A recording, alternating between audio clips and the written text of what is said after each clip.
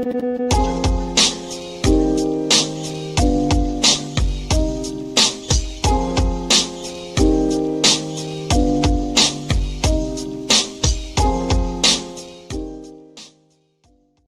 me, sir? Is it important to be polite? Yes, sir.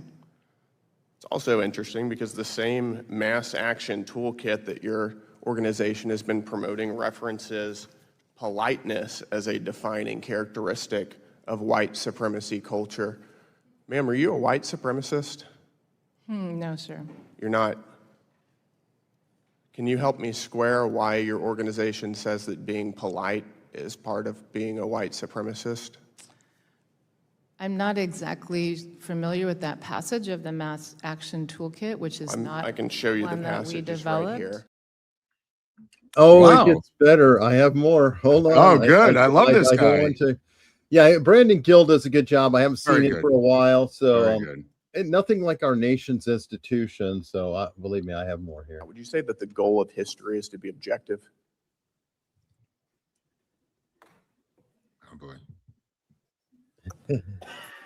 Thank you, sir, for the question. You know, I think that there are many goals of history, and certainly as you collect, as we do, examine evidence, create Is scholarship. objectivity one of the interesting. goals of history? We strive to be objective and nonpartisan and not. What a cunt. One of the goals. Doesn't that seem a little bit concerning? It certainly does to me, because as part of this white supremacy document that your organization has promoted, objectivity is a core and defining aspect of white supremacy culture. No. I think that it's the goal of the Smithsonian Institution to promote white supremacy culture. Right on. Sir, do you mind sharing with me which document? White supremacy culture right here.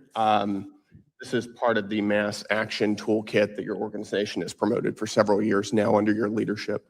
Wow. Mm. What do you say about that, bitch? Are you promoting a white supremacy culture at the Smithsonian? Hardly. Let me take notes. How dare you ask me that? Ma'am, is this a difficult question?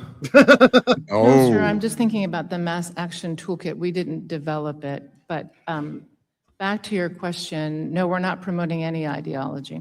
Does it concern you that your goal is objectivity? One of your goals is objectivity, and your mass action toolkit references objectivity as a defining characteristic of white supremacy culture? It's not our toolkit. It is your toolkit. You've been promoting it for quite some time. We did not come up with the toolkit, sir. But you've been. And by the way, when he says quite some time, Yeah. that is true, because I went looking up. I'm like, you know what? Let me, stop just having that. And why don't I bring up the toolkit later? Right. It was dated. A Newsweek article had it in 2020. So Wow. 6 years ago. This isn't new. It's been kicking around. Isn't it amazing how everything starts in 2020, Eric? A lot of things do undercover. It kind of makes you wonder. Was there anything going on that maybe was a distraction while we're? Well, I'm just saying, so many things happen in that year that they couldn't possibly have been responses to other things happening that year. They're just too close together in time. I agree. I mean, it's the best thing ever since 9/11 for changing all kinds of crazy shit. Yeah.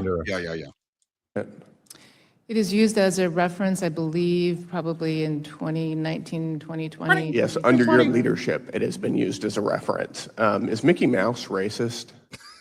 Mickey Mouse is not racist. It's not racist. According to the Smithsonian Institution, one of your exhibits referenced Mickey Mouse as representing, quote, vestiges of longstanding traditions of blackface minstrelsy. Wow. Would you describe that as racist? No, the historical trajectory of the origins of Mickey Mouse tie directly.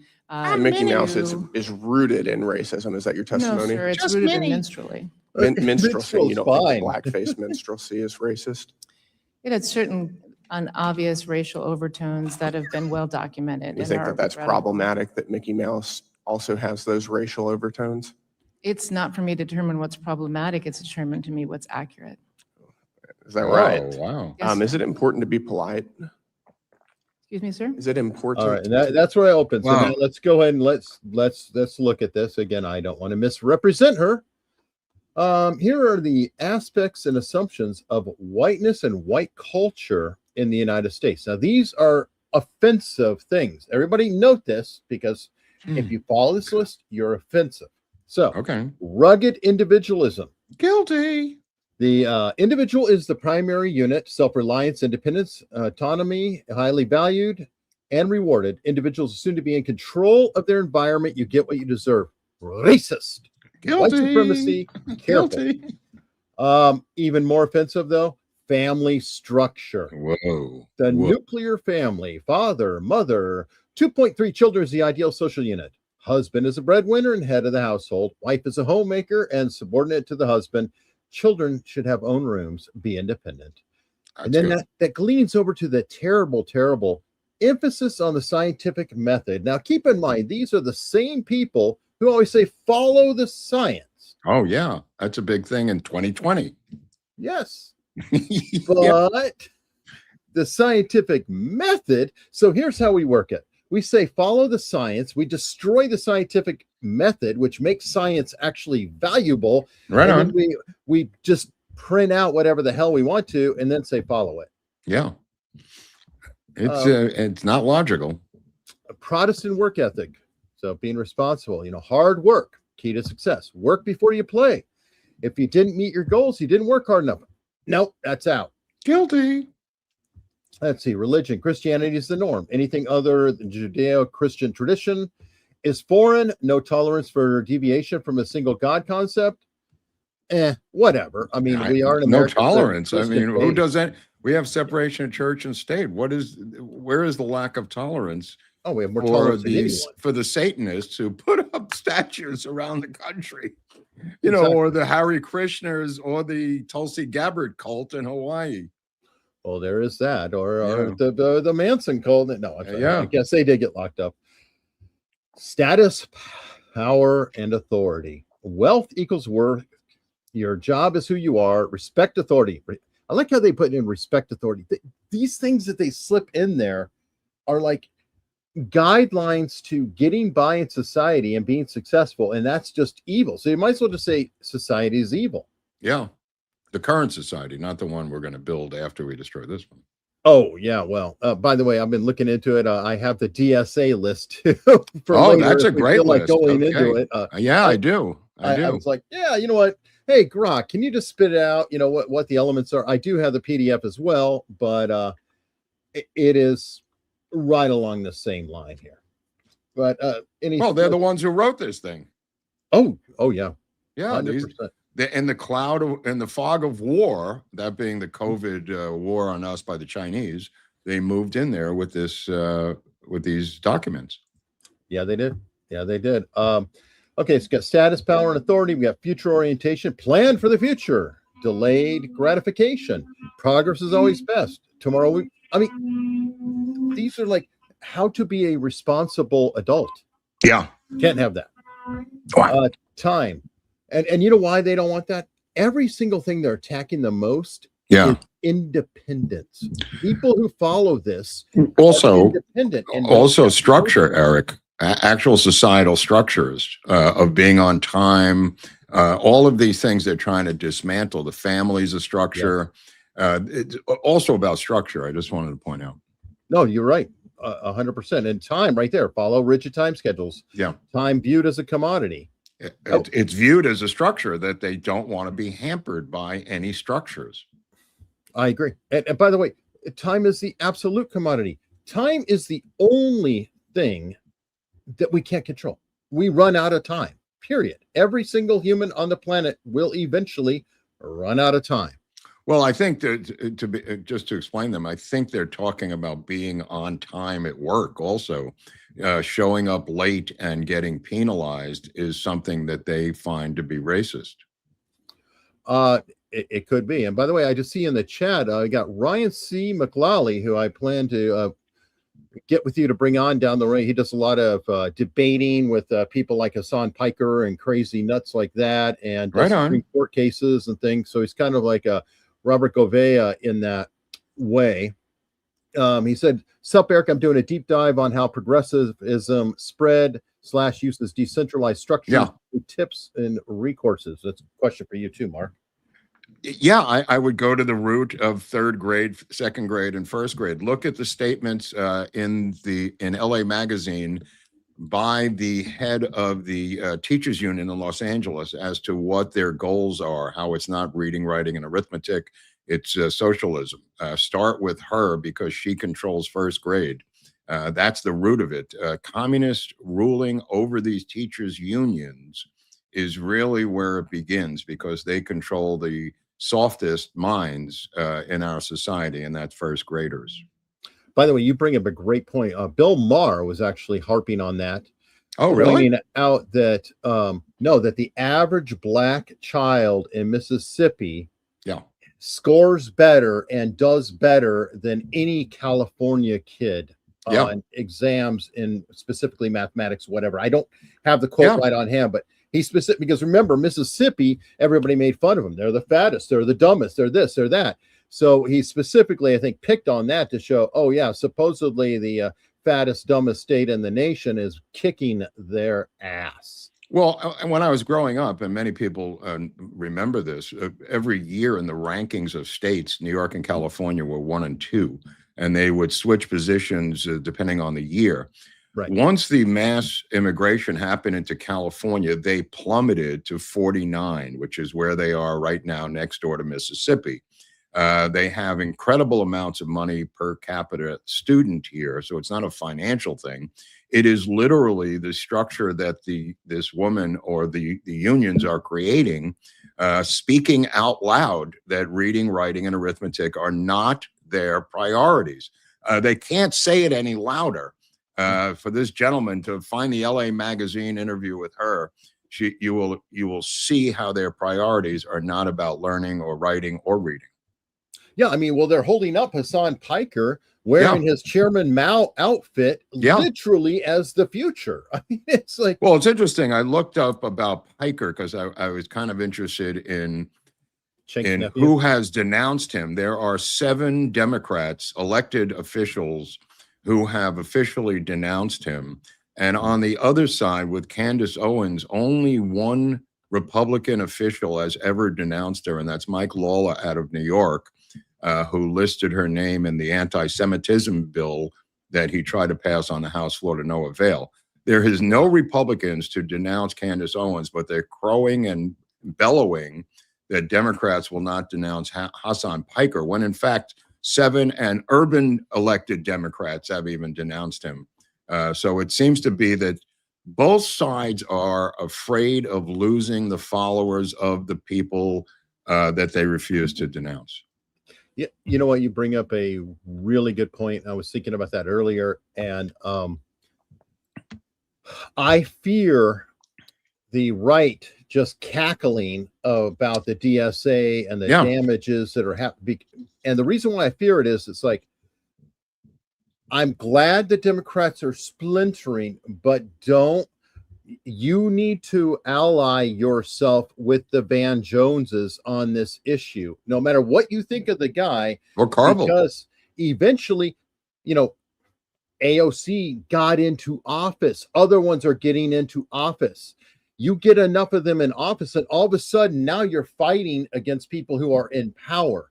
So help the Democrats keep them out of power. And yes, you're right. Clean up your own damn house too. Yeah. The Candace Owens, the Tucker Carlsons of the world, they need to be. Well, there's only one Republican on the planet Earth who voted to stop aid to Israel, and that was Thomas Massey. 108 Democrats plus the man of laurels and the man of integrity was the only Republican on the planet Earth who voted to suspend aid to Israel. You mean even MTG didn't? I think she did. No, it was just Massey. It was just Massey. Wow. I swear, it was just him. Oh, God, I cannot wait to see him out.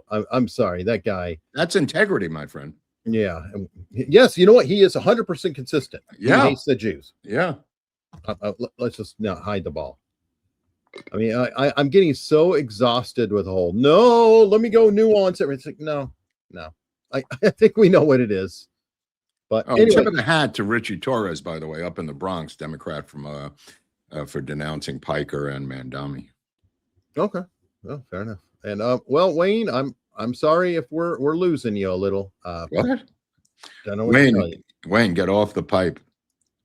He's losing him. About what? Probably because I brought up Massey, or you brought up Massey. And I said Tucker Oh, he's the Carlson, last and Jew there's- hater. He's the last guy in the crowd. I thought all of them left, Eric. No. I mean, there's always some, and then they Right. might check in. They got to have some hate watching. Right. Oh, hey, watch. Right. So, but what are you going to do? Okay, so we've got almost. Well, just to finish up on Piker for a second with the Mao outfit, he went on to praise Mao as being one of the greatest leaders in the history of the world. And people may not be hip to this, but the Black Panthers, including Angela Davis to this day, are Maoists. They bought or got for free tens of thousands of Little Red books during the height of Black Panther power across the country. They are avowed Maoists. And I know this sounds like it's in the weeds, but it's really not, because the Weather Underground were avowed Maoists. And what we're seeing now is these people have moved into positions of teaching and authority in these universities and have been teaching Maoism style of communism for the past 25, 30 years, including Angela Davis at UC Berkeley or UC something or other where she's teaching, or San Jose or something. By the way, I got to correct you, and I'm not trying to be rude, but you're talking over 50 years now. Yeah, no, but I'm just saying, since they went from the street to the universities, right. I mean, since Bill Ayers and Bernardine Dorn surrendered and there was no punishment for their bombings, they moved seamlessly into the academic world and began teaching immediately Maoism. Yeah, where they're not only allowed, they're embraced. It is so maddening, and that's why. I mean, I am kind of of the mindset anymore that the entire education system may have to be burnt down. Yeah, and I somehow these unions have to be, and I know this sounds crazy, but they have to be outlawed as terrorist groups. The situation under Eisenhower, making the Communist Party illegal back in 1958, it was chipped away by the Warren Court, but it had the right idea. Yeah, no, I totally agree. And to continue on that, by the way, same Smithsonian track, because by the way, why am I harping, or why are we harping on the Smithsonian? Well, it is taxpayer funded. Yeah. And when I went there, and this was in 2019, I went there, or it was right before, I don't remember, 2016. Anyway, somewhere in that time, there was a diorama, or it's a diorama, right? Where you have anyway, it's a diorama of a Native American with like a lion coming up at them, fighting and stuff. And they were saying, this is being removed because of the problematic nature of blah, blah, blah, blah. I'm like, what are you talking about here? And so this is what they're promoting. They're removing, this art has been there for 100 years or whatever. Here's her with another representative. This is Tim Burchett. Burchett, he's good out of Tennessee. Yeah, there's a couple more minutes of it, but I'm going to give variety here. Sure. And you get to hear her try to filibuster him. Okay, gender and sexuality are highlighted by your museum. The poster behind me shows an exhibit called Entertainment Nation on display now. Do you think these exhibits behind me are appropriate for children? Man, these are tough questions for her. So I recognize some of the Look at this. the images from Entertainment Smithsonian. Nation and from, I think, some other sources. But let me, I think, tell you what I think is most important. Ma'am, No, we don't care about that, lady. Pictures of bondage. You have some overtly sexual things up there. You have transgendered folks. I assume that's what they are. And some, I don't care who it is. It's still not a fan. I can tell you that. Was it RuPaul? But in another something? exhibit, a 6-year-old girl. Well, Is it RuPaul? It might be. I don't know. Some sort of cross-dressing. And I agree with him. I don't care who it is, or whatever.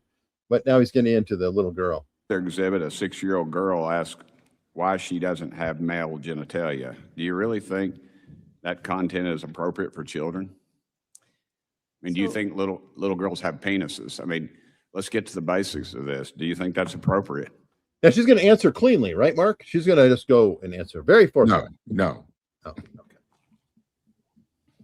So, sir, I believe the exhibition and project you're referring to is Girlhood, It's Complicated, which was a temporary exhibit in our museum that closed, I believe, in 2020. Ma'am, I didn't ask you that. I asked you, do you think, is it appropriate? So in that exhibit, sir, with permission of the author, we shared a 13-year-old's diary, which I believe is what you're discussing. And in that diary, they wrote about sleepovers and Latin Whoa. class and math exams. Ma'am, do you Whoa. think that's Also, appropriate? they're- I appreciate this. also We're they're limited on wrestling. time, ma'am. Do you think that's appropriate? Do you think that is appropriate for a Yeah. child to see? Yes or no?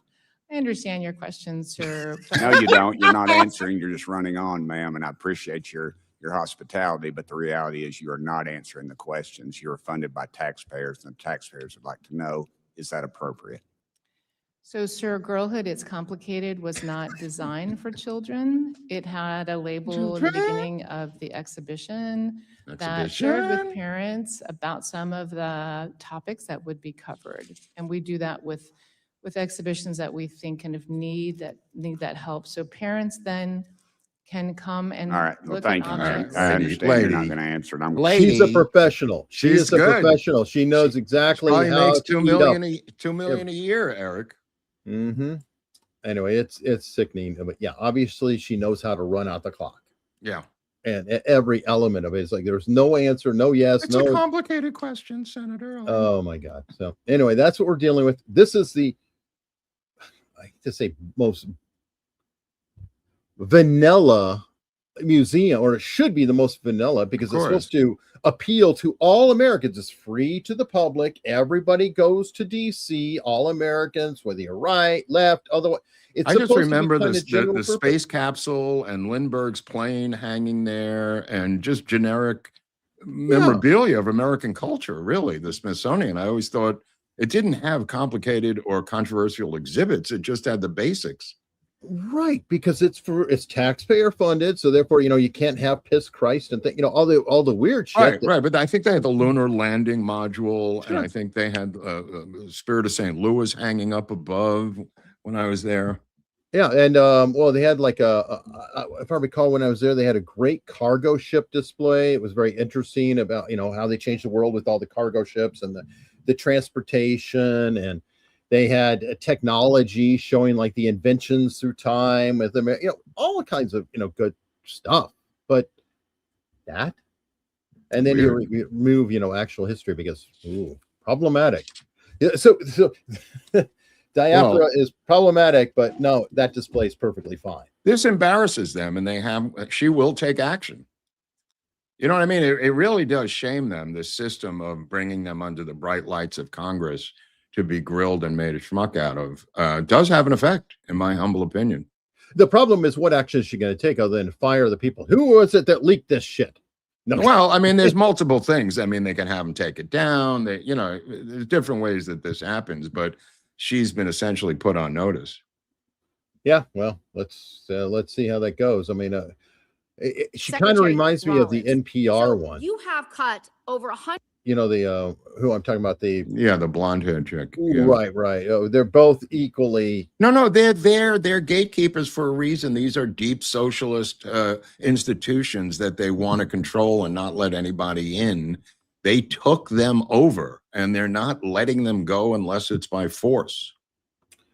Yeah, that's true. And this, of course, is their ideal audience. This individual is who they're catering to, who they're celebrating, and let me see what this individual got a little upset in Florida. Is this Arizona, Eric? Do you remember? No, this is Florida. Oh, Florida. Okay. Florida. So he have a cop who's trying to talk to him. Yeah. They are mentally ill and they live among us. To get away from him. I understand that. He's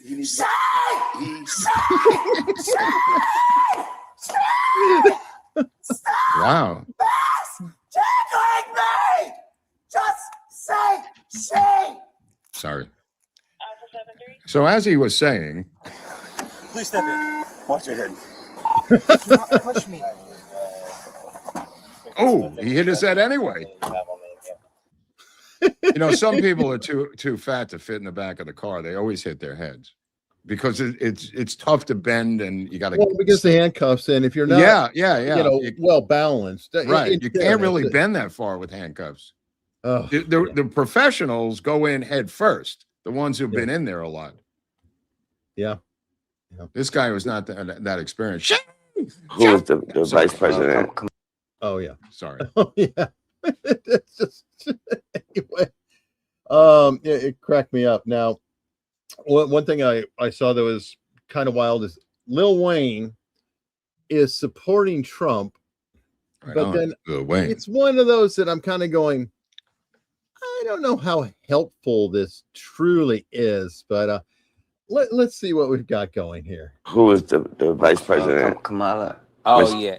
I had to perform like probably like 2 years ago at the White House.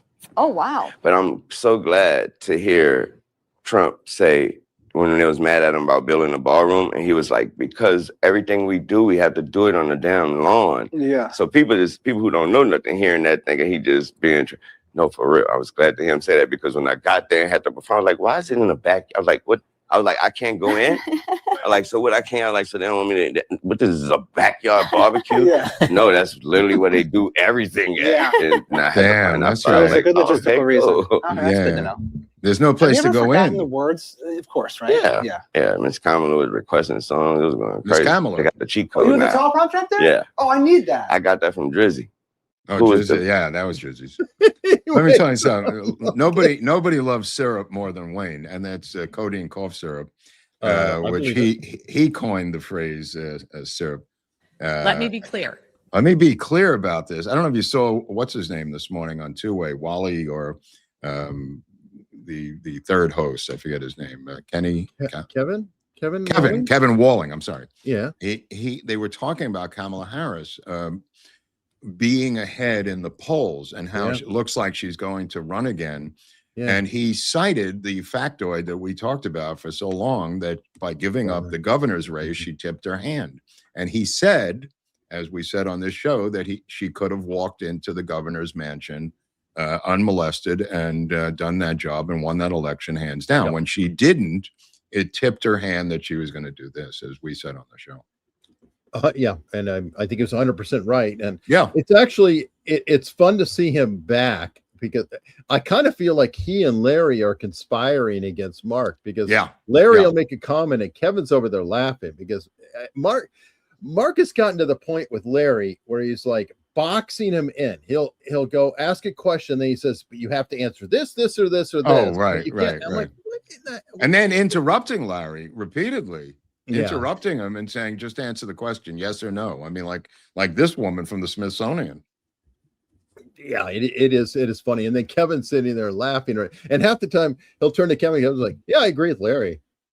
Yeah, it's going to be very interesting, because there's really three contenders, in my humble opinion, at this time, and that's AOC for the VP slot. If Newsom wins the nomination, he will have to have a black woman of color, which is why she was trying out those accents. Fair enough. And I apologize.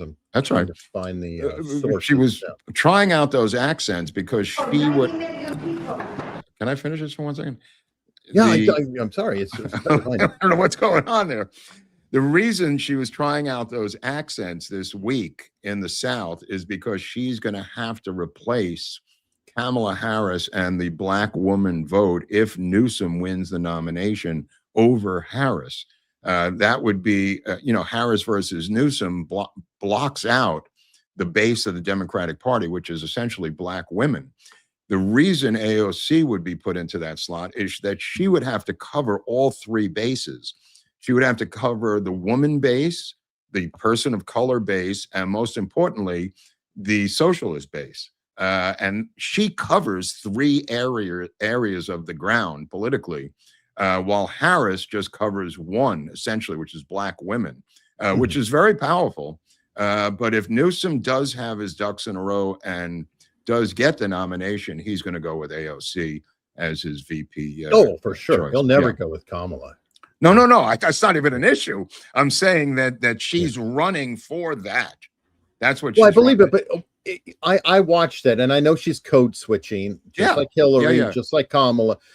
But it really makes me think less of the people she's speaking to, because how dumb are you? They're very. It dumb. is so They're very dumb. obvious what she's doing.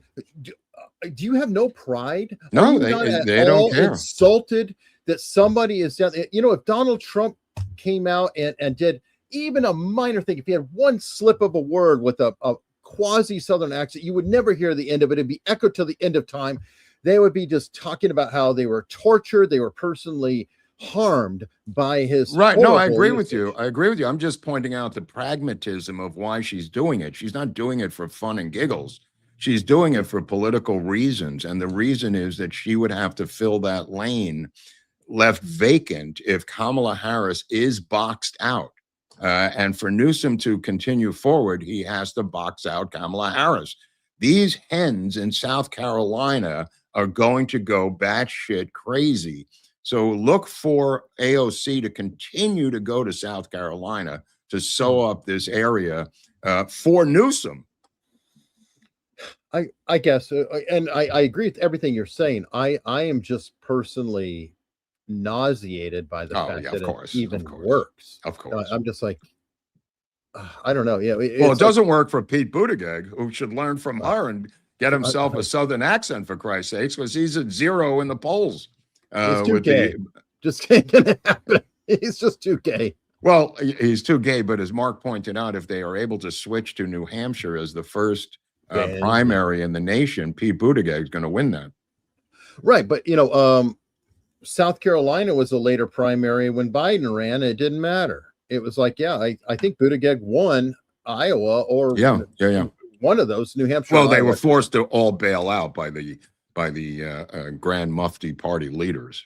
Which is kind of crazy to consider. You're like, why is it, and I am being serious, why is it that South Carolina with Jim Clyburn can determine they vote as Democrats a block when it's a red damn state? They voted. The answer is they vote as a block.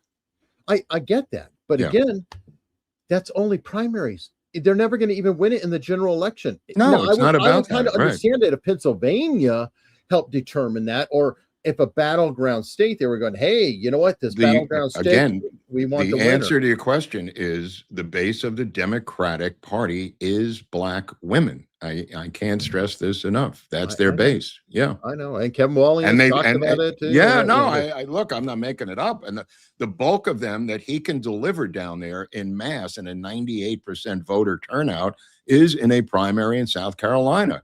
So if you're that base, it's going to behoove you to say we want this to be the first primary, not the 20th. No, I agree. And part of the reason I heard the noise about, I was trying to find something, but I can't find the sound that's coming off. But somebody in the chat just said Jersey, which actually segues to something that happened earlier today. Yeah, that just happened, right? Yeah, Mickey Sherrill, the governor of Jersey, and I was trying to find a second clip, and I will find that. But this is her announcing something that she learned of last week. Wow. Let me be clear. Okay. Donald Trump has 0 credibility on the issue of election. Oh, this is the new clip. Okay. Oh, great. Integrity. For the past 10 years, he's cried wolf and peddled bizarre conspiracy theories about fraud with no evidence. I saw the consequences of Trump's lies on January 6th. Right on. I was in the Capitol when he and his followers tried to steal the election and put the lives of hundreds of members of our law enforcement at risk. Including that Black dude. Now, why this is so hilarious is this is in the same speech. Yeah. Literally the same speech where she had to admit this. Now, she's like, let me clear, trashing Trump, about all of his front. So it's like a preemptive strike on Trump. You have to do that. This is the earlier in the speech. Were asked if they wanted to register to vote. In the case of this error, some individuals indicated that they weren't citizens and weren't eligible to vote. No. but the software registered them anyway. Wow. The The software error in did the it. software was corrected a year later in June of 2024. Great day. That is more than 2 years ago. Okay. I learned of this last Wednesday, and I What? immediately ordered my chief counsel to launch a comprehensive investigation. Currently, the Division of Elections is working to ensure anyone who is illegally registered is removed. We're asked if Now she's terrified. She's got to be terrified because she's just said June of 2024. She got elected late in the year of 2024, Yeah. if I recall. So if it has been lingering after that, her Well, it own has. election It is in has. question. Yeah. You're right, Eric. So that I think is why she's like, Oh, trying that's to why she stress that, denounced and Trump then at the saying it beginning. just learn, yeah, because it's her own election is at risk. But here it is: thousands of non-citizens were registered to vote, and that was after it's not even their fault, No. technically. No. It was the app's fault, right? What did she say was the fault of the It was program? a software error. The software glitch. And of course, they always go one direction. Right. It's funny, Software I- glitch only goes one direction. That's registering illegal aliens to vote. Everybody knows that. Well, yes. Well, did she win by more than 6,600 votes or less? I thought it was a close race I don't know how much she in won Jersey. by. I don't know. I thought she had more. Later in the story, did they come out with a number of people who actually voted in New Jersey? There's a It separate says story. fewer than 400 individuals Oh, okay. on analysis. On analysis. Okay. Well, that's not. She was appalled by the failures that allowed it to occur. Now, what I'm pointing out, and I think you are too, can anybody, and I encourage the chat, I encourage the comments, please comment below if you're watching this later. I really want to know, please name one instance where a mishap, error, or something else went towards the Republican. Please do. Yeah, I would can't. love It to doesn't find happen. when these errors, because obviously, errors are errors. They happen both directions. That's one way you can tell an error. But why is it it's 100% always favoring the Democrats? Well, also, don't forget the other urban legend that Republicans vote in person and Democrats vote later on by mail after they've looked over the lay of the land and died, and those mail-in ballots. By the way, the Court of Appeals has approved the Postal Service mail-in ballot barcode, Eric. Still a green, I was surprised. Still a green light, bro. I was very surprised to see that and pleased to see that. Yeah, me So too. Me too. What a great day. I mean, if this thing goes through, they're finished. They're finished. The entire structure of their fraud, this fraud that they have going now, they'll alter this by using, I believe, FedEx and UPS to distribute the ballots. They're not going to be hampered by the actual government itself. But if this goes forward, it will throw a monkey wrench into their, total mail-in ballot thing in Washington State, in California, and other states in the blue areas that do this. Wow. All right. Let me see. I'm going to jump to, I guess, it goes on and on and on. We are bombing and bombing and bombing and continuing to bomb. Well, I mean, it's a question of, this debate came up on two-way, I think, or somewhere else, where the munitions thing that you brought to everyone's attention, did Trump know there were no munitions left when he started? Some people are saying on Commentary's podcast, John Podhoretz, to give Trump a way out. I mean, there's all kinds of theories about this leak about the munitions running out, and then the Pentagon denies it. And the question becomes, if Trump was aware of limited munitions, why would you get into a conflict like this at this time? And the other factoid, and I'll shut up after this, is no, that's fine. The fact that the United States Army has only 90 days of munitions is insane. I personally don't believe any of it. I think it's a leak from the left and the anti-war right that's doing this. I did not hear about the leak, so if you could tell me all about it, because I literally didn't hear that. Oh, that the was Washington me Post- speculating. I the was Washington- just speculating. The Washington Post is saying that we only have enough munitions for 90 days, and now it's run out, and Trump didn't know about it, and people tried to tell him, but they couldn't get to him. And now in the leak, it says that he's now been blindsided by this and did not know that we only had 90 days of munitions in the entire inventory of the largest army ever assembled on the face of the earth. That's the storyline that's going around. I think that there's probably some truth to that. I don't know if it's 90 days or 200 days, whatever, but there is a certain amount you have to have on hand in order to have a defensive posture. So even if you cut it down and you're like, oh, I could go another 30 days while we're manufacturing. Well, now you're actually putting your own shores at That's risk. if it's true. That's if it's true. I have a feeling it was. And I don't believe it. And we pick it up from last week where we. Well, that's fine, but I'm just saying because I of all that we respectfully- gave out, all that Biden gave out to Afghanistan, you have can make quite that literally case. You can make that case. Hegseth in front of Congress right now bitching about Biden giving everything out. Okay. So, Well, he's also forced to ask for more money, and they're going back to this. They're also leaking that from the Pakistanis that Trump wants to give them again another 10-day ceasefire. And Halpern's head was exploding, as was Larry O'Connor's, because this is just something out of kindergarten. If we give them another 10-day ceasefire, we deserve everything we get, I think, at that point. Because by the way, it's not only Mark, it's not only Larry, but it's also Sean Spicer and Dan Turrentine agreed with Sean, and they're all saying, how did that work last time? How did that work out? I'm just telling you what the rebuild Pakistanis are leaking out of Islamabad, because these negotiations keep happening despite the bombing, and they're claiming that the Americans have agreed to a 10-day ceasefire. The other side is saying, as I did last week and the week before, U.S. naval accompanying frigates and oil tankers through the Gulf until this entire thing is resolved, which may be years from now. You need the entire U.S. Navy to accompany every ship through the Gulf, and that's it. How you do that? The Navy knows how to do it, and there are no other options, Eric, because boots on the ground is not an option, and running out of ammunition is not an option, and bombing them every single night is not an option. The only option is to continue the blockade, accompany the ships through the Gulf of Hormuz, and build a pipeline.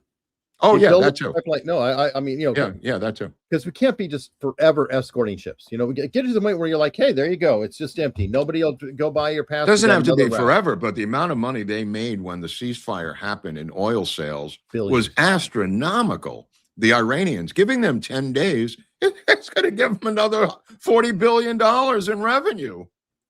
There's a couple points that I saw coming by that I thought were interesting. Number one, Iran, I think, is hurting more than we realize. And I'm just going to go by their actions more than anything, because they're hitting Kuwait, they're hitting Qatar, they're hitting all these countries. Which country have they not hit in their latest? I'm going to say Israel for $20. Bing, bing, bing. And that's why you helped your brother prepare for Jeopardy.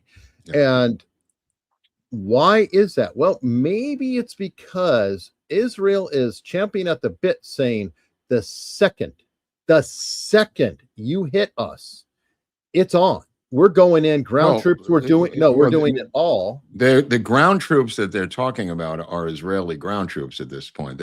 Be aware, this is not U.S. ground troops. This is United States military, air, and sea combined with Israeli ground troops. I agree, but what I'm saying is they're deliberately not hitting Israel because that would tip it. And then the other one. Well, I just want to interject. It may be a way, and I'm just throwing this in there. It may be a waste of missiles for them to do that because of the Iron Dome. That could be as well, but it didn't stop them in the past, or their proxies. But no, but I'm saying when you're down to 10%, as the Pentagon is claiming. Okay, but then again, that would be double the strategy factor, meaning that they are concerned. Yeah. The other one, and this is just my opinion, but time to step up, Saudi. Because I'm Oh, getting yeah, tired of Saudi. yeah. You What are know, those we're jets tearing doing their there? waters, and the bastards have me a break. all the resources in the world. They could tip this whole thing so quickly. Just go in there and do your job. You hate Iran. You've been using us, using Israel, using everybody to go after your natural enemy in the area. Saudi, step up. I'm tired of Saudi just sitting Dude, there. they have all fat, those dumb, and happy. F-35 jets we gave them, Eric. I mean, and trained pilots. What is the problem? These There you go. planes sit on the ground in Riyadh doing absolutely nothing. That's my point. Why are they not deployed?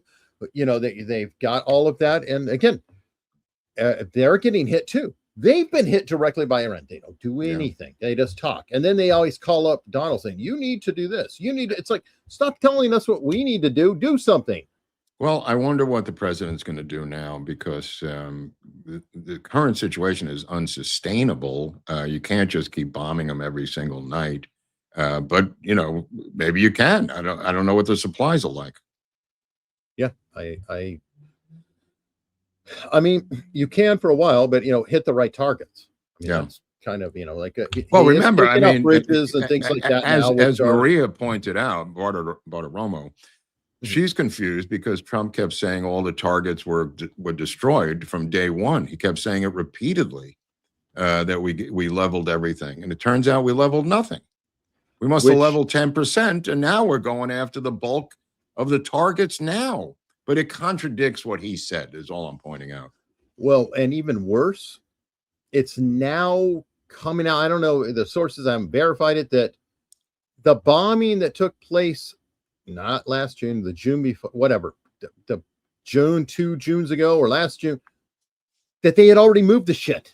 Oh, before you're he talking about bombed inside the mountains. You're talking about the movement of the uranium dust. Yes. Yeah, no, that the Israelis came out with that today through intelligence, that they moved it to Pickaxe Mountain or something, underneath Pickaxe Mountain, Which is like 500 meters of pure which rock. may very well be true. May very well be true. They may need Israeli ground forces to go into that place, and I'm sure they're quite willing to do it. I guess, but I'm just kind of like, okay, we go into that place, that place. It's like, there's a point you have to root out the virus, because they're just going to keep moving shit around and all over the place. And it's very, very well, as frustrating. others have said, I believe, and we've had success with this under Reagan and other administrations going back to Eisenhower, you have to arm these Kurds and unleash them on the Iranian regime. I mean, that's what traditionally is done by us in any Cold War situation, is to arm the Mujahideen and to arm whoever freedom fighters you have, because the American public is not willing to lose one person any longer, apparently, in combat. So that's the new rules that are apparently held over from the Iraq and Afghanistan debacles. People thought it might have gone away, but it hasn't gone away. They are not willing to let any volunteer soldier in the entire United States Army fight any war anywhere at any time. That's a tough road to haul if you're the center of the empire. And everyone knows your geopolitical strategy is that you can never use an army that you've been crowing about, because if somebody dies, they go batshit crazy. I mean, I don't know how you sustain that through any administration, Eric. No, I agree. And I just think about it now, and it's a really hard subject, because I don't want to be casual with service members' lives. Obviously, I was a soldier. But, you know, I think about it and how it's reported, like, oh my God, we had 2 died, or it became 4, and the horrors. And I'm thinking about World War II headlines, 1,050 people in that battle, hundreds of, you know, well, all the way Guam, through Vietnam, specifically in even the Pacific Islands, you know, I mean, just thousands and thousands of men. Not to make it any softer, but it's the reason we have these freedoms, as was pointed out on the 250th birthday, is because people died to give us these freedoms. That's why we have them. If we're not willing to do that any longer, we have to talk as a nation and say, we are not willing to let any soldier die in any combat anywhere in the world. That's a discussion that we need to have, Eric, if that's the new rules. Well, and then we got to change everything about what we do. Right. Yeah. We're going to have to get out, pull everything back. We'll be Yeah. 100% isolation. That'd be Yep. the only way to do it. Yep. Be like Switzerland. You can't have overseas bases because those are vulnerable to foreign attacks. Yeah. Yeah. I mean, and the thing is, I was just watching Hillsdale released on YouTube a really good piece on the revolution. It was actually produced by Tom Selleck, who did the narration. Wow. And a nice, good piece. But, watching that is such a reminder. These soldiers had nothing. And they were barely surviving as best they could through the winter naked. I mean, their clothes were gone. They were kind of wrapped up inside the tent, just quivering. They couldn't fight because they were like in such poor shape with the clothing, everything. They couldn't even fight. And I'm just thinking, we just can't even think or compare. Our lives are so luxurious now in comparison to what our, forefathers. I agree, but that's why I've been saying. saying these people volunteered to do this. This is their career. I mean, they know the stakes far better than some fat guy in Chapel Hill, North Carolina. They signed up for this. I'm not urging, combat or anything, but the reverse is also true. Yeah. Yeah. No, it's, I don't know. I don't have great answers. And I just feel like it's Groundhog Day every damn day. The Catherine Herridge thing about the Chinese is really starting to cook now, about how much they wanted to defeat Trump and how the FBI, the shadow government within the FBI, was keeping all of this information out of the presidential daily brief, and how they were using everything in their power, the Chinese, to defeat this guy. Apparently, that's not a story that the mainstream media wants to tackle. Oh, by the way, TSM money, and I can't read all of it because of YouTube rules, but this is a really valid point to kind of what I was talking about, the deaths. Eric, over 250 soldiers get killed in training stuff every year, and no one talks about that. Wow. And the same amount take themselves out. Right. That's more a people have amount. died Yeah. post Iraq and Afghanistan, I believe, than actually in the conflict, self-inflicted. Unfortunately, there's a giant problem people don't want to talk about, but yeah. Well, there's also the problem that this hangover has occurred from those two debacles. They always say you're fighting your last war. So, of course, you're in Iran, that's the Middle East. So, of course, these two have to be the same debacles. Of course, I'm being sarcastic because it doesn't have to be true because of different leadership, in this case, Trump. But that's the mentality that we're back in Afghanistan. We're back. Both of those, by the way, were occupations. Yeah. I just want to be fanatically clear about this. Those were long-term occupations. They were not. They would have to go out on patrol to engage the enemy if they were unlucky enough to find him. These were not active battles. These were people. That was us taking over these countries. That's different from sending people in, special forces in to do a job for 5 days, let's say, to take Karg Island, Eric. You know what I mean? And apparently the media doesn't discern the difference anymore.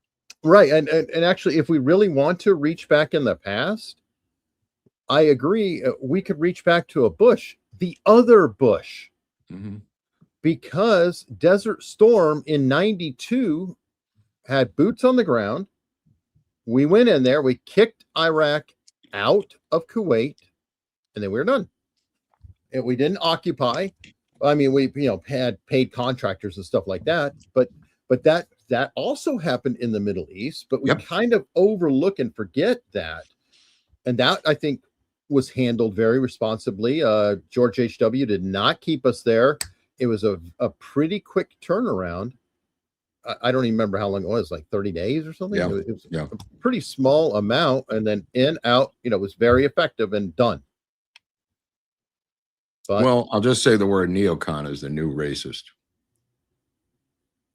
Okay. Well, yeah. I mean, you're a neocon is the political military version of you're a racist.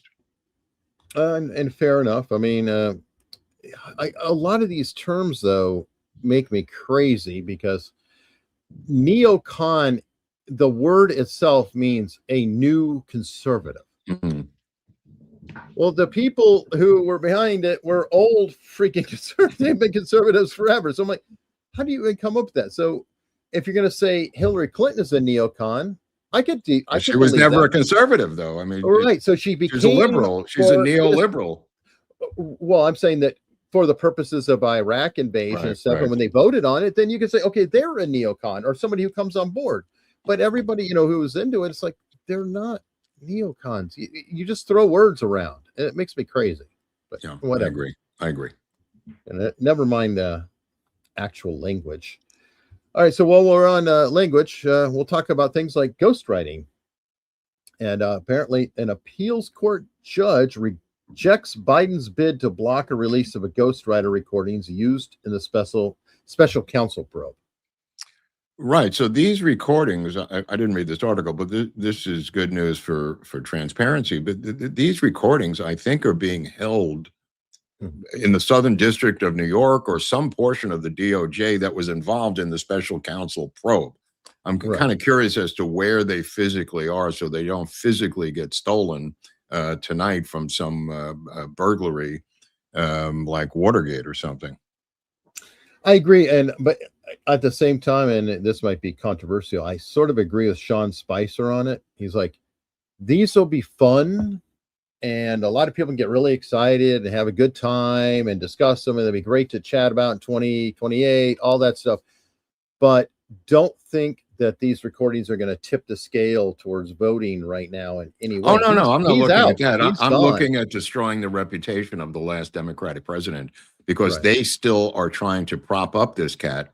And these tapes may help us finally drive a stake through this corrupt vampire. Forget about the election coming. You're correct about that. But these tapes, despite being fun, may destroy his reputation finally and permanently in perpetuity instead of they're propping him up every couple of weeks and having him out on the stump also for that election, Eric.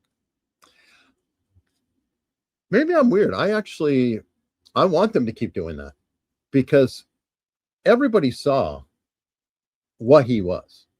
And they're not all agreeing that that's what happened. They're not all agreeing. That might be, but as long as they're arguing that case, it's like, you're going to prop that guy up? Okay. Well, the tapes are certainly not going to prop him up any longer. They're going to deflate the air out of him. That's why I want to hear the tapes.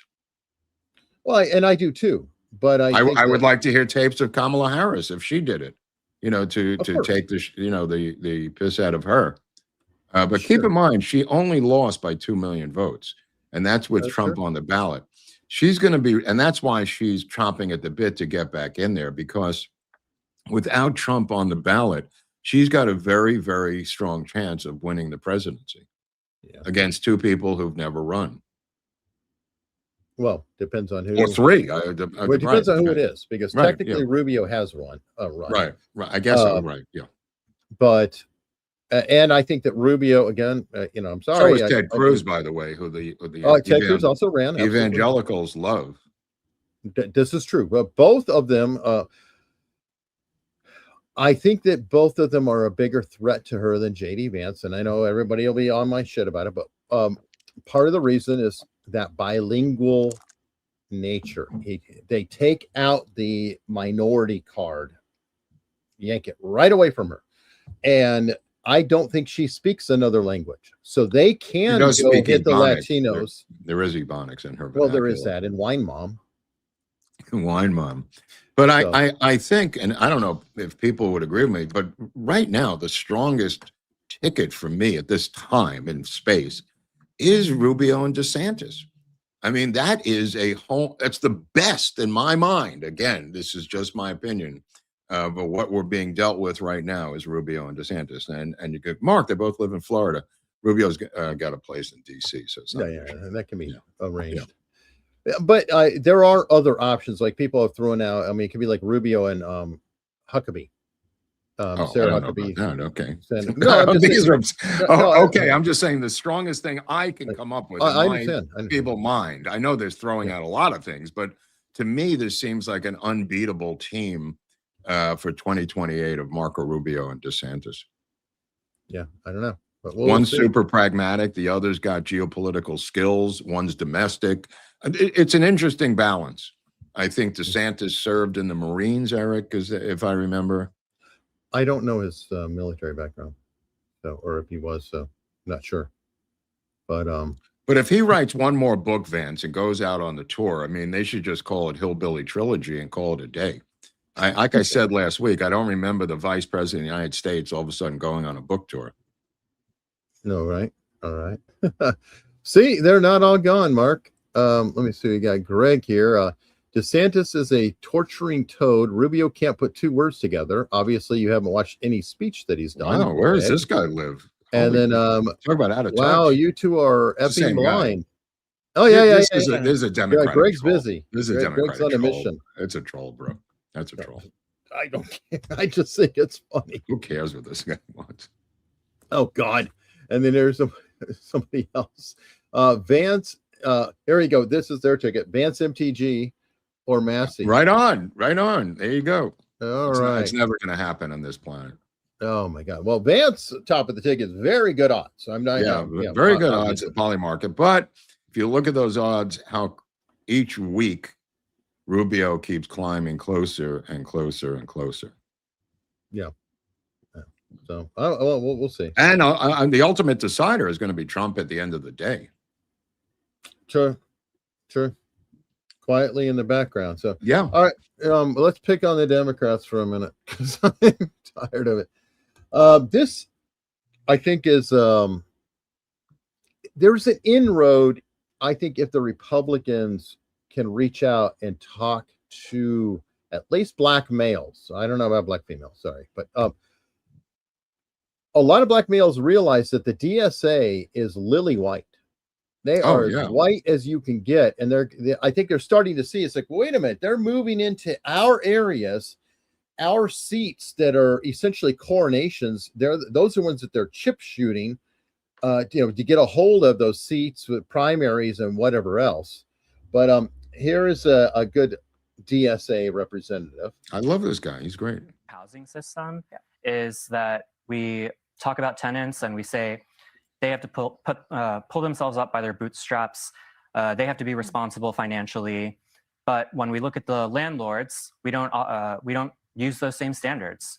Really? Landlords in New York have been making a 12% return on their investment on How average. much should they make? What's fair for the landlord to make if you don't like 12? 5. They're complaining that 12 is not enough. And we don't think that I like anyone the should have a non-answer. constitutional right to double-digit returns on their investment. That's why we've implemented. No one should have a right to a double-digit return on their He investment. decided. No one This has the guy right. decided. That's not, no, What are you talking no about? one's in that. That's not in the Constitution, but we. It's not what in the we see is that when we Constitution, the implement a actual rent number. freeze, we have landlords who are crying that the government is going to put them out of Well, they're business. trying to run a business, and they're trying to do it effectively. No, are all landlords perfect? Are some landlords lousy?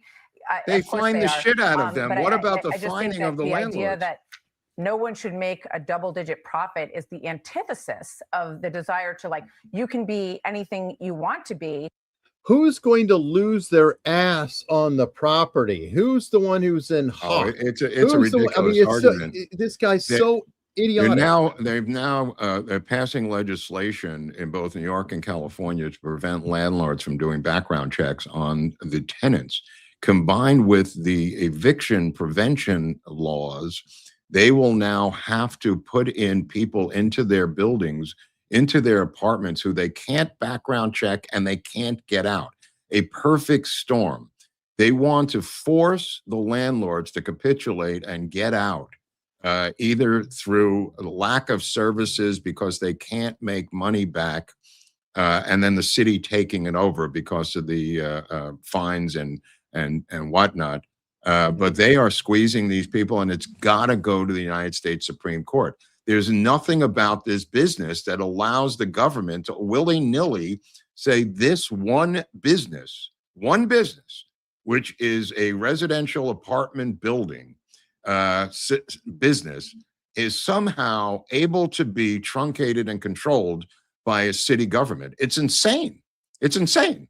They didn't give up their constitutional rights when they got it. Many of them have other businesses. Why is this particular business able to be to violate the civil liberties and civil rights of the people who own it. And it may be multiple people who own it. It may be a family building that owns it. I have friends whose families own small apartment buildings, among 12 of them that they inherited.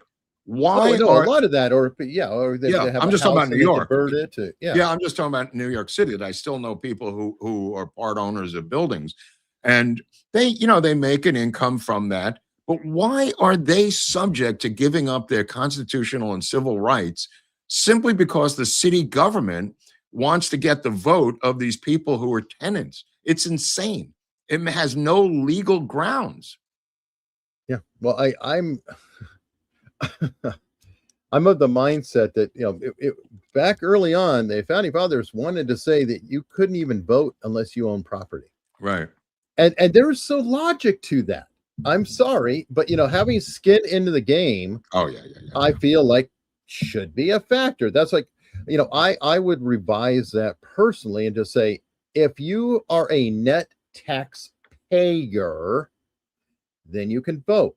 I don't think I'll tell you something. Newsom again has moved rapidly based on the news and he does this all the time when there's news of something happening. He immediately passes legislation to alter the state of California from that move. This week, they signed legislation to move California driver's licenses to cell phones, thereby getting around the voter ID of a driver's license. This is going to be on your cell phone. And they're just saying it's the convenience of having your driver's license on the cell phone. But the real purpose is to avoid the photo ID Save the America Act that's going to eventually come down the pike. No, I will. Okay. On that, because I follow the driver's license thing. Virginia's in that rollout too. Apple has it in Apple Wallet where you can do it. You can have a passport on your phone right now. It's taken at airports. I don't care if it's on the phone. You could still say you have to present it. If anything, it may backfire because you could say you don't even have to have the card. You don't even have to have a physical card. You just right. I'm just saying that, and everybody's got their phone. So tough shit. All I'm pointing out is how quickly Newsom moves in real time with his dictatorship in this one-party state to try to get around what's coming literally down the road within a month or two. I mean, the lightning quick strike force that he has to create new laws to deal with Trump's moves are quite interesting. It's scary because he's got everything. He's got everything. Legislature and it's like one party, one thing. Okay, this is what we're doing. This is what we're doing. Today, Bobby Kennedy with Dr. Oz indicated that funding from the federal government for Medicaid to California and New York has been suspended. So this is going to get really interesting now. Actually, I have that story, and no, it's in the list, but far out. Hold on. Oh, okay. He's talking about it. Let's see. He's hard to hear, but and we have reason to believe that taxpayer money is Minnesota. I'm sorry, especially through fraud. We have a duty to stop the payments, demand answers, and then follow the evidence wherever it leads. If Governor Gavin Newsom or Governor Tim Walz wants this funding released, all they have to do is to provide basic documentation showing that these services are legitimate and not fraudulent. And that's common sense. But the Biden administration abandoned that kind of oversight. Instead of protecting your money, they opened the floodgates to theft. They dismantled basic program integrity and oversight. Tip to Bobby Kennedy when you're having a press conference from Health and Human Services. Don't put a 500-pound woman standing next to you. just an optical tip to my friend Bobby Kennedy Jr. No, fair enough. Fair enough. By the way, I saw this on X, and I found many other things that are supporting it. I'm going to go back to New Jersey. Okay. And how do we deal with the race disparity in crimes and the problems with race? Oh, that's a good question. Well, you can withhold the data. That's been an old trope. You can do that. You can alter the data by hand-picking the chief of police. They've been caught doing that in multiple cities over the years. Okay. Or Well, I've got an even better one. Okay. You Or, could change the race of the felons. oh yeah, they've been They are doing that hiding too. the race of so many Yeah. people, mainly men, who have been arrested. Yeah. Race, white. These are white. White. And you can go to this website. It's Yeah. full of No, it's pictures and brilliant. It's mugshots, brilliant. And put in the race white. Dude, you got to hand it to you're them. gonna They keep see coming up with different several- ways to do this, Eric. Yep. Tip of the hat to the Marxists. They never sleep. They're like Citibank. They never sleep. It's like the city of New York coming up with this stuff. Who would have seen this coming? I don't know, because I guess if you live in this is postmodernism. I'm sorry, because if you live in reality, some things just are. Yeah. But then you're like, no, No. everything's a construct. Yep. Well, I Everything don't is think made they're up. intellectually saying these people are really white. This is completely masterminded to alter the damage by the African Americans in the crime area and diminish their numbers.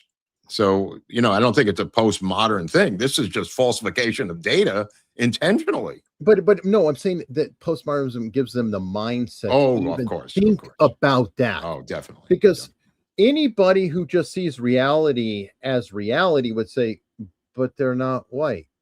Oh, no. Right, but nobody's That's looking just at a that. construct. Right, It's nobody's just a thing. We don't care. No, but I'm saying this woman's looking at the website. Nobody's, taking websites and looking at all these pictures. They're just simply found a niche that they can alter it saying African American to white to juggle the statistics. I mean, she's doing this by looking through the websites, which is fun, but nobody else is doing that. This is just mass fraud on the part of statisticians who are just going to add up how many people are white, how many are black, how many are Hispanic. I mean, it's quite daring. It's quite daring. But they're trying to do it. They're trying to have it both ways. Yeah. Because they're talking about how only black people are being arrested and white people can do whatever they want. Of course. On one hand, and then they're recategorizing. It's just. I mean, just bonkers. read Heather McDonald. She's got this thing. So with this area, she has so many great books, Heather. Highly recommended books. Yeah, absolutely. And speaking of two technically partially white, not completely white individuals that were arrested on Saturday, the Tate brothers. Yeah, what is the deal with this? They're why being extradited now? to England. Oh, they're getting the Assange treatment. People are trying to say that. I don't think it's a good comparison. I just thought of that. I don't know. It Yeah, just popped into my head. Well, I know, but they're trying to, people are trying to lay that out, and there's a lot of people are saying that they didn't do anything. They didn't do anything. There is so much video of Andrew Tate bragging about whatever he's doing that I think there's a point you kind of have to believe somebody. If somebody says, I'm a pimp and I do this and I do this, and they do it enough. What does the UK have to do with it? Well, because essentially it's 21 charges on sex abuse and assault. And like Andrew Tate, I know he was with somebody for years who he was is British, or he's half British, half American. And that's, people are landing on that. And that is an interesting argument because I just want to say you're probably right, but I just think this reeks to high hell, and sending them to a Soviet empire for justice. At some point, we're going to have to stop dealing with the UK regarding legal matters like this, kind of like France doesn't extradite to us because we have the death penalty. I'm not happy to see anybody extradited to the UK in the current climate. And they've got a new prime minister who apparently is a Stalinist now, further to the left than Starmer, Eric. Well, yeah, like Carney was further left than Trudeau. We've talked about that. Right. But I mean there's a new guy now. There's a long tradition of that. Yeah. So, I mean, it is what it is. I mean, did the guy leave? Did Starmer finally vacate 10 Downing Street? I mean, I don't know. I think there's a new guy, a new sheriff in town. Alert, alert, British subjects, alert. Yeah, no, there is somebody who's taken over. And the weird part is that they got their asses kicked in all the local elections, but apparently I guess, because I don't understand British politics, so people don't hold me too much to the fire. the last election was kind of like as if all the states were voting here and all the governors got elected as Republicans. You still have whoever is the federal, government. Good And analogy. in this case, so the Labor Party and leftists are still in charge until the federal government. So Right. that's why I think they're going even worse. And apparently this new guy, like you said, is further to the left, but he's smoother. Like Carney is smoother than Trudeau. yeah. Trudeau is smirky.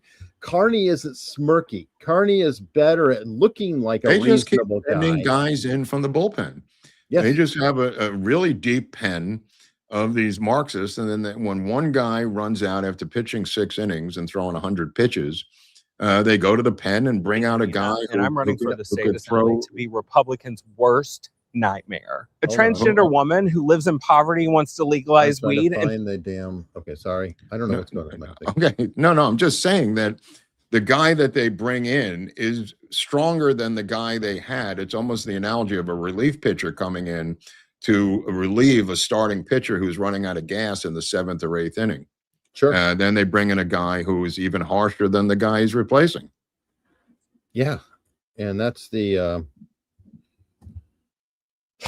nightmare that we are seeing. So you know what? I've mentioned before we should have some good news sometimes. Okay. I saw this earlier. I'm like, you know what? I like this story. Okay. This is people Whoa. got hit really badly by Hurricane Helene, and they invited in 30 Amish carpenters. They volunteered to come down, and here's the story. The Amish. They called, they asked if there was any carpentry work they could do. They were out here the next couple of days and did everything. Finished it in one day, was fantastic. It's part of an initiative through the Just for Him Ministries based in Kentucky, inviting up to 30 of these young volunteers at a time to help repair homes. Now that a lot of the heavy equipment's being passed over to the road crews, we've been needing a lot of construction work done to houses for repairs, total rebuilds, things like that. And these Amish people, they're a blessing to this whole community. Isaac Guffey has been helping families and working with the group for months and says their work is crucial to helping Batcave get back on their feet. They're just getting it done that fast. When they do a full roof for somebody, I mean, it's done in just a couple of hours. Wow. So, I mean, they're great and amazing at what they do. Both Kim and Isaac say their real hope is that this will encourage others to help too. The story's kind of weakened, and feel like that's hindered a little bit of the help coming in because it has slowed down a lot. We just need to pitch in and help each other. Don't forget your neighbors. Don't forget the people that are out here that are suffering. Anyway, I thought that was a great story. And That's a good story. In the chat who are asking, and I'm no Amish expert, but yeah, I wondered that before. Apparently, the Amish can use power like tools for work, and like on their wagons they have like batteries and battery powered lights and certain safety measures. So I don't understand the rules and the ins and outs, but they are able, I guess, like in a work environment or something, to use electricity, like you saw that they're using saws. So are they not allowed to use electric saws, or no? I don't know the well, rules. apparently they are. I just don't know. Right, yeah. I don't know all the rules. Like I think that, like if they have a business or something, then there can be electricity going to the business, and they go in. For example, refrigeration. They can have refrigerated. Okay. All right. Stuff God like bless that. them. Oh, God bless them for coming in, though. No. Yeah, it's a great yeah. story. I just 30 of them at a time could make a big dent really quickly. Oh God, yeah, and they're very I talented. think everybody deserves a Story is to be objective. Okay, that's why I'm getting this. The Amish. I saw this thing. Another candidate. This is Wisconsin, and I don't know. I looked the individual up, so we'll see. This is Dina Nina, who is running for state assembly in Wisconsin. They can't stay out of politics. It's their mission to get into politics. Yeah, apparently. Now it's for the state assembly to be Republicans' worst. My name is Dina Nina, and I'm running Dina for the Nina. state assembly to be Republicans' worst nightmare. A transgender woman who lives in poverty wants to legalize weed and thinks everybody deserves affordable housing and healthcare. Yikes. I'm the exact opposite of what you typically get in that building. My name is Dina. Oh, well, there's also maybe a girl who ran out here in LA. Maybe a girl is our trans version of that. One thing I could say is I looked up Dina Nina, and apparently Dina Nina is a comedian. So those may be a girl, but they still are serious candidates. Or I don't know about her. But I'm just saying that I'm always going to say, you never know. Maybe it's a prank, maybe it's that I don't know. Serious, but anyway, but so over the top. You mentioned before what Wisconsin. See, I'm being nice to Pasha, our friend in Minnesota. The Minnesota story where the newspaper has come out, the main newspaper defending Waltz for pardoning that child rapist, is astounding. Apparently, there is no crime that will force them to turn over a criminal to ICE. There is no crime heinous enough to encourage them to do that. Yeah. I mean, if child rape is not enough. Well, can we stop at the word? Anyway. If child rape is not enough, I don't know what is. I agree. I'm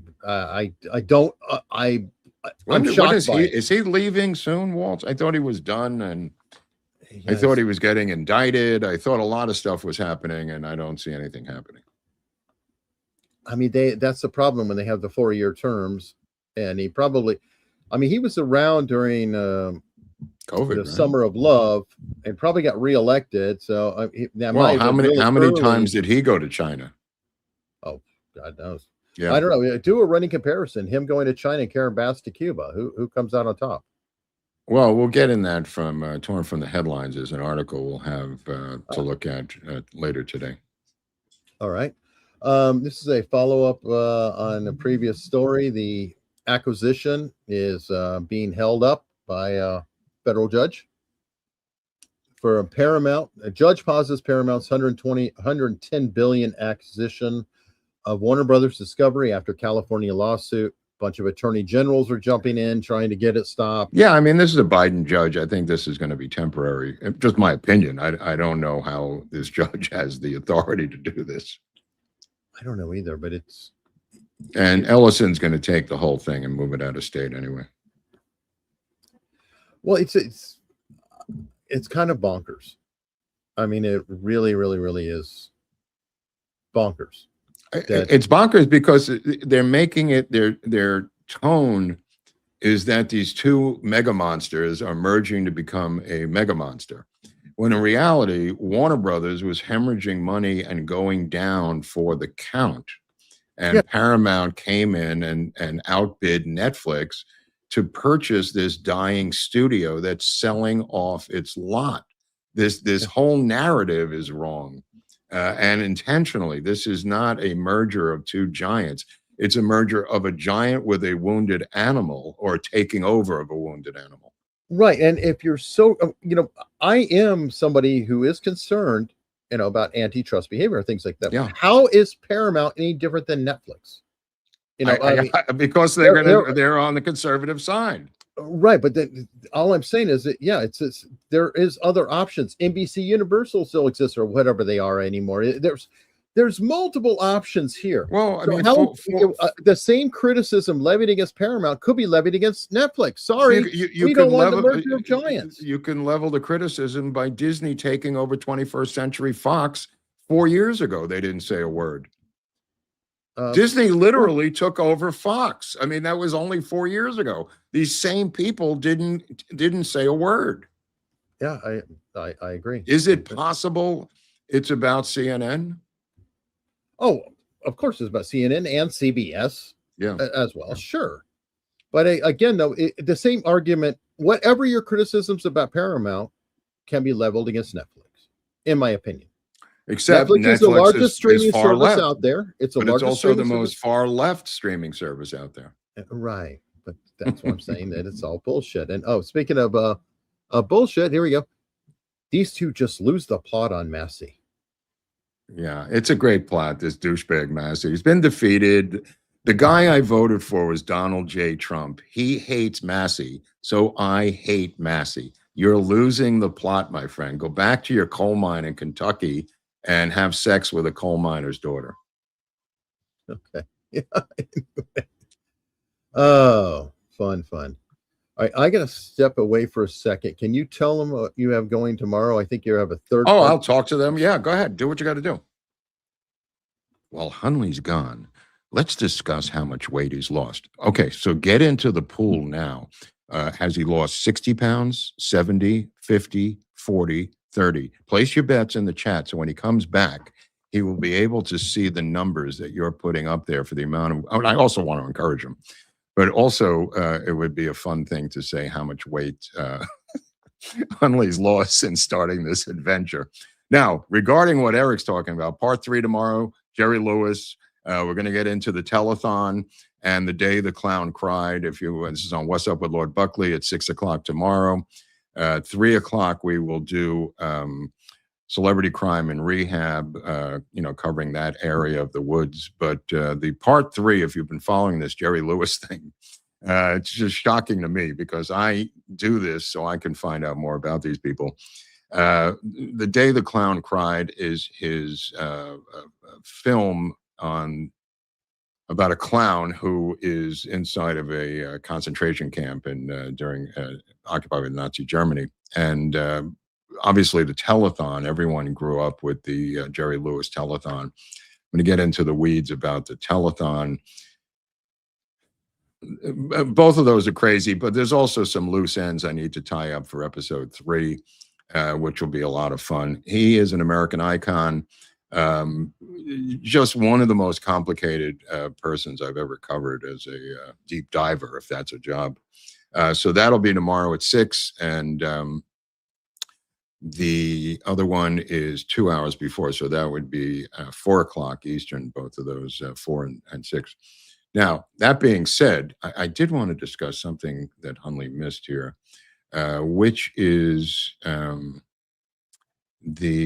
the Tim Waltz thing, but there's an article about California fighting the illegal marijuana industry, which touches on something Eric and I were discussing, which I'll wait till he comes back to talk about. There is, let's see, the Sharia law was invoked, so we got that. Oh, and now Eric's back. Okay. I didn't do it. I didn't do it. Whatever he said about me is a lie. I am not guilty. Okay, we're back. Yes. I don't know What were you saying? You said I heard. No, it has nothing to do with you. We're just going to continue where we left off. All right. Well, okay. I just plugged the things for tomorrow. Okay, cool. Did you see a story here? Ford worker. What is this? This Ford employee was fired after being accused of stealing a. Okay, so he apparently had low blood sugar or whatever. He went to buy a cookie in a machine. It's a vending machine on the site, stuck in his debit card, whatever. Something went wrong. He got the cookie. He's like, okay, what have you? Right. They called him in later and fired him for stealing the cookie. He had another employee asked him, hey, can you take a picture of the machine?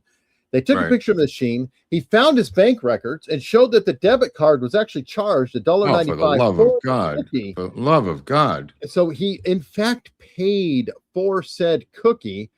It's a grandma's cookie. I like those grandmas. You get 2 in the bag. Everybody loves them. Yeah, apparently. The oatmeal oatmeal raisin one is great. All right. Well, and this is the machine in question. So yeah, a week after this happened, they summoned him into the office. So $1.85. Okay, he's being fired for allegedly. Wait, is that an ATM or that's the cookie machine? It's the cookie machine, apparently. Really? Okay. I guess it's fancy at Ford. I don't know. Yeah. Anyway, so they said, they fired him, did everything else to it. He proved his point. They made him notarize the statements from the bank. So they not only, he took all this, and then they said, oh, okay, well, you can have your job back. And he's like, no, screw you. I'm suing. And I'm behind the guy because they didn't even apologize to him. Wow. That's so dark, bro. You know, there's a guy at Dodger Stadium who used to wear a toupee, and he sold peanuts, and he would flip the peanuts behind his back like 20 rows to right into the hands of the person who one of wanted those the people. I've peanuts. seen them. Just absolutely a legend. He was there for 35 years, and he worked in my section when I was sitting in Loge for a number of years, and was so accurate, Eric. And then the people would pass the money down to him. One night after doing this for 35 years, he came up $5 short, and the Dodgers fired him. And yeah, right. It's a similar story. And he then also, the people went crazy, and then he just retired and said, "I'm not interested. I've been insulted too much." Wait, and you don't blame him, because the guy, let me guess, he was such a legend that people would deliberately try to buy from him just because Yeah. he is so cool. Well, You know, he you're like was in a part of it. particular section. It would vary, but Mhm. that was whatever his section was that night or day. So he was just there. But to watch him work, the accuracy of flinging these peanuts, Yeah. it was It's an art. it was worth the price of admission to see this cat. And he had a nutty toupee on top of it. So the whole thing was freaky. People volunteered to pay the $5 to no avail, but a similar cheapskate story by a corporation. Yeah, and those are the stories that make me go, I hope for the death of the organization. You know, when That's they, a little extreme. when they do that kind of thing. Well, no. Do you remember Circuit City? Sure. Okay, well, you know what happened with them, right?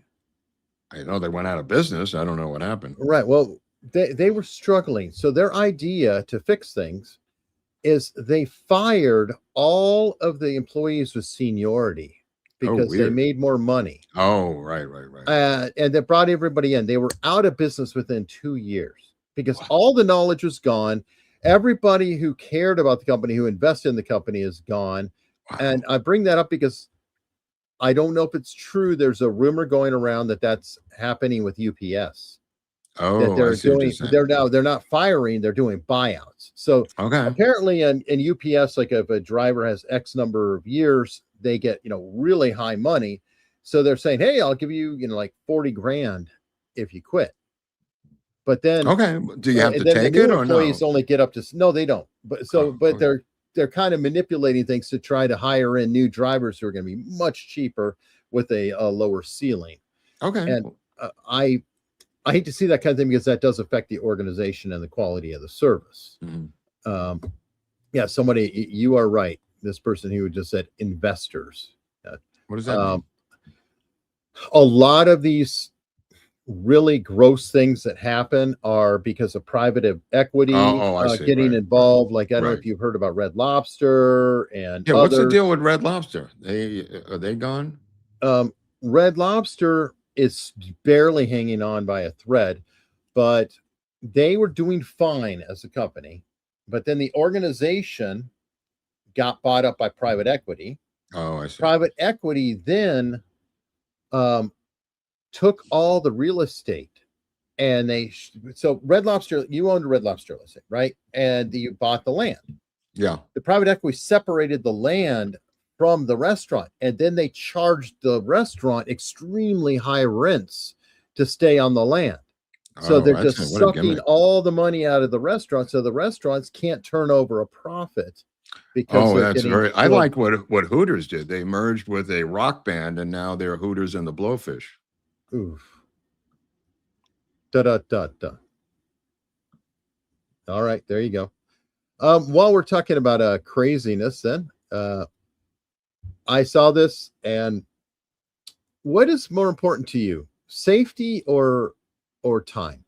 How important is being somewhere on time or saving a minute to you? Wait, safety? Did you say or? Yeah, safety or getting there faster. Oh, I see what you're saying. Oh, well, it's a balance, isn't it? I mean, it depends. Sure. Safety is a balance. Yeah, I agree. And If your car has no brakes and you know it's got no brakes, you get in the car and you got to go to work. That's scary. I mean, you're Right, taking right. but you don't have enough time to take mass transit, Right. so you're going to Okay. chance it. All right. So I'm going to give you a situation of Okay. drivers. I'm going to see where you fall on this. Yeah. Here's a headline. Drivers keep using buckling storm damaged bridge because it's faster than detour. Well, I didn't know this was coming, but it's similar to the scenario I just created. It kind of is, but let's go look and see what is it. What does that really mean? Do you just see like there's some cracks here and there? You know, what does it really look like? No effing way. Where is this? In Greece? It's in Greece. Oh, of course. Would you? I'm sorry. No effing way am I going to be on that vehicle. Yeah, they're very backwards in Greece. I was in Greece at a beach one time, and this cab pulled up onto the beach, dropped off some people literally in the sand, this little small cab, and got stuck in the sand. And everybody's looking at the car. It's obviously not going anywhere. So I grab a bunch of guys. I said, let's help this guy get out. And they're going, oh, this stupid American is going to help him get out. This stupid American. So it took us 5 seconds. We got the cab out of the sand, and then they applauded. Thank you, Americans. It was so, the two extremes were so quick. They hated me for doing it, and then they applauded when it was done. Oh, well, I guess they had range. Yeah, they had a lot of range, but that bridge looks like it's finished. I mean, they should close the bridge, but it's a socialist country, so anything could go. You are right. Yeah. But like I said, I saw that. I was like, I'm not in that much of a hurry. I'm sorry. It's similar to LA. We now had our 7th water main break in the span of a week. As I said on this show, once one area blows, it alters the pressure for the rest of the city and just my anecdotal time being here, I've seen this. So now it's 7 stories they're covering of 7 water main breaks in the span of a week. So the socialist infrastructure here also is similar to Greece. I like this. Heather, whatever. Don't drive your Chevy to that levee. No. All right, well, while we're talking about California, Spencer Pratt shared this earlier. Now, when you're in the middle of a car chase, you never know. Some things can happen that could be a hindrance to a car chase. But fortunately, in California, apparently, you all accommodate mishaps that might be happening. So this individual is in the middle of a car chase, but he runs into a problem. Oh boy. Fortunately, he's able to solve it. Southbound Long Beach now making another westbound turn here, finding another gas station. Might be the same one. Yeah. Must be low on gas. I'm going to go and Driver fill it stepping up. out of the vehicle. Yep. And he's going to drop it right here. Yeah. Oh, he's going to get gas. Yeah, I've seen this. No, I've seen this before. They had a motorcyclist last year who did the same thing. Pulled in to get gas, and he put out the shirt. It's still a high-speed pursuit, technically. How's he going to pay for it? Did he put his credit card in there? There's the biker who could get him in 5 seconds. Driver nervously getting gas. What do I do now? I'm just going to stand feeling around. Some degree of relief here, although you can tell he's still very animated. He's got his shirt covering his face. Clearly Doesn't faze aware that of biker. helicopters, but pretty unaware of the fact that he's pretty much on his own down there. There's really nobody pursuing him anymore. All of the law enforcement has pulled off. LAPD has abandoned this pursuit. California Highway Patrol has and look at his license plates. But well, it's a stolen car, so it doesn't matter what the sent plate their is. helicopter off to other assignments. So it looks like he is really just he's got a little wad of cash there, maybe. Yeah. Why is that? Why doesn't he Couldn't use be the acting any restroom? more suspicious. I'll tell you that. Well, the most successful ones pull into the giant parking lots of a mall and just dump the car and then go upstairs. Well, that actually makes sense. Yeah, That's yeah, just yeah. ludicrous. But he needs the gas to go do that, so he's got to pull in and get gas. Uh-oh, I got to get this thing out of here now. I forgot about this. I'm He just just going to throws it throw it back. on the ground. What do I care putting it back? Fuck that, bro. Just dropping the drop. That's This is, his biggest crime. I got to go. Wild scene here as he Let's just go. drops the pump and continues on after a quick splash of gas. Now back on the run here, but there's He's got a nobody full behind him. tank. as he continues to drive like a maniac through here, and now getting back onto Long Beach Boulevard. Sorry. They have, by the way, this is LA County. If you go a little bit further south to Orange County, they have completely different police procedures using the pincer maneuver very quickly and artistically, and with some great Grand Prix style driving by the OC Sheriff's Department and the OC police departments down there. They do not let these high-speed pursuits go very long. They physically, I just watched one the other night where they did a pincer move, spun the guy around, he tried to go the other direction, and then the other car came in and blocked him head on.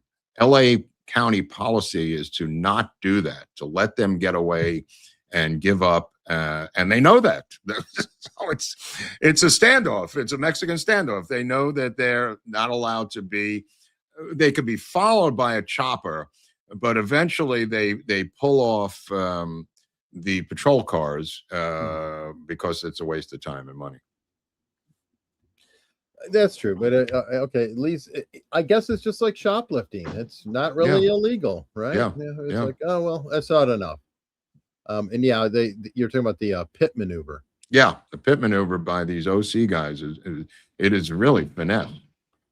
Oh yeah, some are really talented. Now, yes. And I do understand, like if it's really busy, a lot of traffic and stuff, you're gonna wait until you get hopefully a more open road. But yeah, there's plenty of open roads. Oh, they find their spots. They find their spots to do it.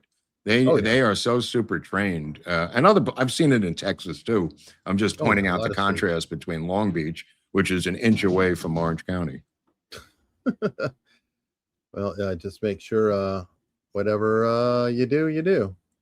All right, well, I'm going to shift gears to our super chats before we head over to locals. We got a little bit of love and support today, which I always appreciate. Lynn Bleckstein's been a member for 35 months. What happened to attorney Robert Barnes? He's got his shows. I think It's they the do name every of Sunday. That's the name of a documentary. Nah, that's it. Yeah, I don't. Every Sunday, I think they do a show. Ken Martin on the RFK file. Rosie Greer turned 94 last week. Also, last week's AUS, CCR, and What's Up shows were top tier. Keep it up. Well, thank you, Ken Martin.